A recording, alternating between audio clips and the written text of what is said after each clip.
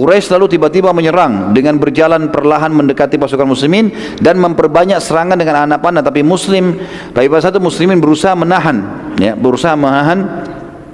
anak-anak panah mereka kena perisai-perisai sampai mereka sudah dekat. Waktu mereka sudah mau tebasin pedangnya, maka pasukan muslimin baru menyerang. Dan ternyata dengan cara seperti ini itu ada dua manfaat kata para ulama sejarah. Yang pertama, muslimin dengan duduk rasa takutnya kurang, beda dengan kalau berdiri, mereka duduk gitu kan. Kemudian yang kedua, mereka pada saat menangkis serangan-serangan musuh itu akan memberikan motivasi ke mereka, ternyata kita tidak terbunuh nih. Dan dari sekian banyak 300 orang pasukan yang kena pada saat itu mati cuma 1 orang, sementara pasukan Quraisy banyak yang terbunuh. Yang terbunuh adalah Ubaidah. Ini adalah salah satu budak Umar bin Khattab yang terkena panahnya Quraisy. Ada kisah yang lain teman-teman, kisah Harithah bin Suraqah radhiyallahu anhu. Ada sebuah anak panah yang tidak jelas dari mana arahnya di pasukan muslimin, karena pada saat Quraisy lempar panah, ada juga di antara muslimin dari belakang lempar panah. Ada satu orang namanya Harithah bin Suraqah, ini kena panah dan tidak jelas orang ini mati di kena panahnya orang Islam atau panahnya orang Quraisy. Dan ini perlu teman-teman kita ketahui. Saya jelaskan saja karena ini terjadi pada saat itu. Setelah perang Badar, ibunya Harith datang kepada Nabi SAW lalu mengatakan, ya Rasulullah, dalam hadis Bukhari, Anda sudah tahu bagaimana Harith punya kedudukan di sisi saya. Saya dengar informasi dia terbunuh di Badar waktu Nabi sudah pulang dari Badar, sudah menang. Maka beritahukan kepada saya di mana Harithah, mati syahid ke masuk surga, atau dia sekarang tidak jelas kena panahnya muslim, mungkin dia masuk neraka. Kata Nabi SAW, wahai ibunya Harithah, sungguh kau telah kehilangan informasi, anakmu Harithah mati syahid dan sekarang dia berada di surga Firdaus yang tertinggi. Kisah yang lain kisah Umair bin Hammam radhiyallahu anhu bin Hubab, ya. Saat pasukan Quraisy mulai menyerang, Nabi SAW memerintahkan sahabat, jadi waktu sudah menyerang, mereka diserang oleh muslimin, mereka mundur, atur lagi strategi mau menyerang muslimin. Waktu mau menyerang yang kedua kali, Nabi SAW kembali mau mengatur pasukan. Jadi begitu zaman dulu mereka masih bisa mengatur strategi perang, diatur perang. Lalu Nabi SAW memerintahkan sahabat untuk menyerang pada saat itu terlebih dahulu. Maka para sahabat berusaha menyerang pada saat itu. Dan Nabi SAW kembali ke kemah untuk sholat dan berdoa untuk menang kaum muslimin. Dan beliau bersabda pada saat itu, ya, waktu pasukan sudah mau disuruh menyerang, kata beliau, sekarang kalian yang serang lebih dulu, jangan tunggu lagi dengan duduk, ini serangan yang kedua. Tapi ingatlah, ada pesan penting, ada wahyu datang. Dalam hadis Bukhari Muslim kata Nabi SAW, demi Allah, tidak seorang pun dari kalian terbunuh di sini dalam peperangan ini. Sekarang kalian nyerang nih, terbunuh, kecuali pasti masuk surga yang luasnya seluas langit dan bumi. Salah satu sahabat Nabi yang bernama Umair bin Hammam radhiyallahu anhu berkata, lagi pegang kurma berapa butir, dia mengatakan, bakhin ya Rasulullah, indah sekali nih ya Rasulullah, indah sekali, ulangi ya Rasulullah. Kata Nabi SAW, demi Allah, wahai Umair, disebut namanya dia, tidak seorang pun dari kalian terbunuh dalam peperangan ini kecuali ia pasti masuk surga yang luasnya seluas langit dan bumi.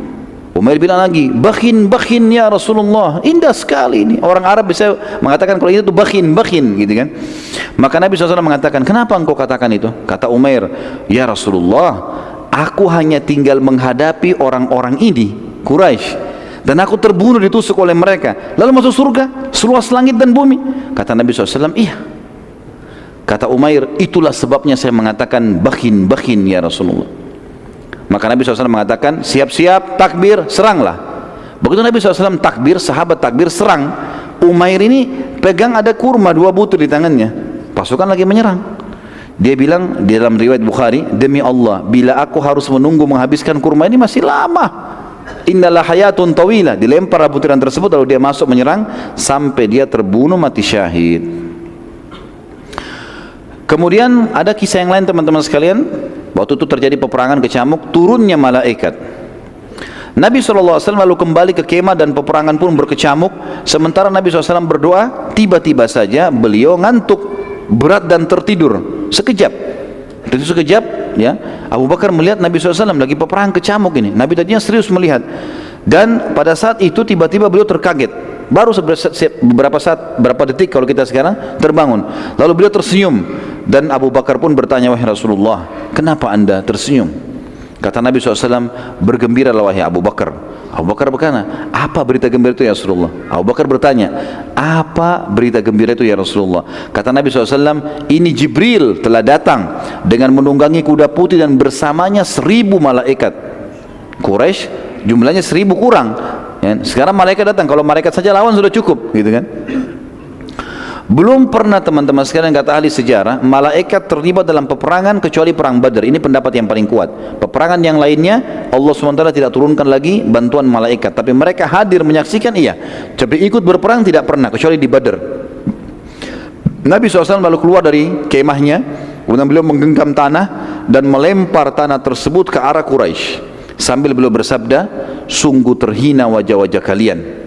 Beberapa sahabat yang pada saat itu di perang Badar masih dalam keadaan kafir berkata, demi Allah, waktu Nabi SAW melempar tanah itu kami menyaksikannya. Dari pasukan kafir kami menyaksikan. Mereka masih kafir, nanti masuk Islam. Dan tidak seorang pun di antara kami kecuali kena matanya debu itu. Lemparan pasir, padahal cuma segenggam ya. Ratusan orang ini semuanya kena dengan itu. Pelemparan tanah tersebut Allah ceritakan dalam Al-Quran. Kembali surah Al-Anfal ayat 17 sampai 18. A'udzu billahi minasyaitonir rajim. Falam taqtuluhum walakinnallaha qatalahum wa ma ramaita idz ramaita walakinnallaha rama wa liyubliyal mu'minina minhu bala'an hasana innallaha sami'un alim. Dzalikum wa annallaha muhinu kaidil kafirin. Maka yang sebenarnya adalah bukan kamu yang membunuh mereka hai Muhammad, bukan pasukan yang membunuh orang-orang Quraisy, akan tapi Allah lah yang telah membunuh mereka, dan bukan kamu yang melempar pada saat kau sedang melempar, tapi Allah lah yang telah melempar tanah itu sehingga menyebar ke mata pasukan Quraisy. Allah berbuat demikian untuk membinasakan mereka dan untuk memberi kemenangan kepada orang-orang mukmin dengan kemenangan yang sempurna. Sesungguhnya Allah Maha mendengar lagi Maha mengetahui. Itu ayat 17. Ayat 18-nya, itulah karunia Allah yang dilimpahkan kepada kalian dan sungguhnya Allah melemahkan tipu daya orang-orang kafir. Allah Subhanahu wa taala juga menceritakan teman-teman sekalian tentang kejadian ini dalam surah Al-Anfal ayat 9 dan ayat 10 ya. A'udzu billahi minasyaitonir, tentang kedatangan malaikat yang 1000 itu ya. إذ تستغيثون ربكم فاستجاب لكم أني ممدكم بألف من الملائكة مردفين وما جعله الله إلا بشرى ولتطمئن به قلوبكم وما النصر إلا من عند الله إن الله عزيز حكيم. Ingatlah ketika kamu memohon hai Muhammad kepada Tuhanmu pertolongan, lalu Allah perkenankan bagimu, sesungguhnya aku akan mendatangkan bala bantuan kepada kamu hai Muhammad dan pasukanmu 1000 malaikat yang turun atau datang berturut-turut, maksudnya bersamaan.